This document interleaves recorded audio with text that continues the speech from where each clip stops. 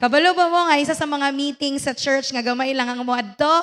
Prayer meeting. Kasagaran sa ato amo adto ta sa church labaw na sa prayer meeting with our prayer requests. Pero kabalo ba mo igsuon nga si Jesus na apoy prayer request? Sadly, ang iyang prayer request, ang tagsa lang nato maampo. Ang prayer ni Jesus, His desire is that His church will be one. All of them may be one. Father, just you are in me and I am in you. May they also be in us so that the world may believe that you have sent me. There is something that I saw in this passage, igsuon nga, medyo nipitik gamay sa kung kasing-kasing ba, nga could it be that the world cannot really believe in Jesus because the church misrepresented Him? Munang dili mo tuo ang kalibutan sa unsa atong ginawali, may tungod kang Kristo because we are good with preaching but we are not good in representing. Misrepresentation. Lahi ang atong ginasulti sa atong ginabuhat. Lahi ang ilang nadungog sa ilang nakita. I have given them the glory that you have gave me, that they may be one as we are one. I in them, you in me, so that they may be brought to complete unity. Pag muadto ta sa prayer meeting, nagampo tag provision, nagampo ta og ayuhan sa mga masakiton, nagampo ta para sa atong building, nagampo ta to further the ministry, nagampo ang mga batanon nga na sila'y mauyab or maminyo na pud sila. Pero wala na to na pray nga, Lord, that